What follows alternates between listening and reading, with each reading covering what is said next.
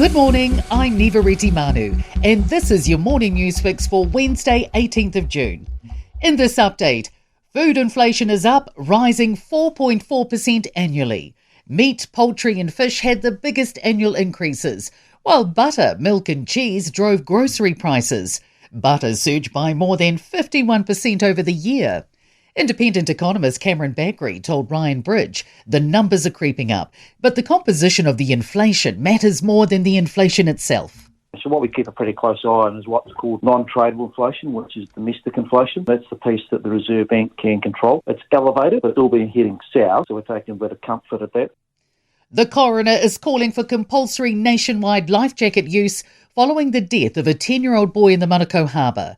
Open Justice reports Ryder Ferrigill and his mother Gemma died in November 2022 after a boat carrying 5 people capsized near Clark's Beach. They both drowned after hours of clinging to the overturned hull and even after reaching the relative safety of a sandbar. Foodstuffs is confident staff from a fire-damaged Auckland supermarket will be well looked after. A large blaze at New World Victoria Park yesterday sent smoke billowing over the central city, taking about 10 hours to extinguish.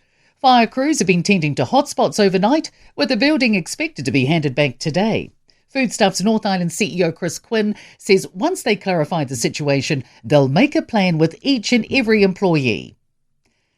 South Island economies continue to stand tall. Canterbury, the West Coast, Otago and Marlborough have nabbed the top 4 spots on ASB's Regional Economic Scoreboard, which rates regions based on year-on-year growth.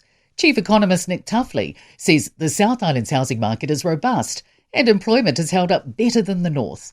He says areas like Otago have also had the benefit of strong tourism, while there's been a lot of good on-farm returns. More New Zealand businesses are directing their attention to growth.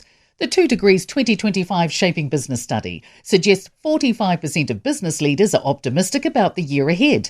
It compares to 34% last year and 40% in 2021. But Chief Executive Mark Callender says there are still challenges. We're still in a fairly recessionary-based economy. There's still inflation impacting businesses. There's lower household spending that's also impacting them. Against the backdrop of all of that, I think they can see line of sight to things improving. A jam-packed agenda for the Prime Minister as his mission to boost our profile in China kicks off. Christopher Luxon's touchdown in Shanghai. Today will be all about championing New Zealand products to Chinese consumers at a number of events. Luxon's next stop is Beijing, where he will meet with President Xi Jinping.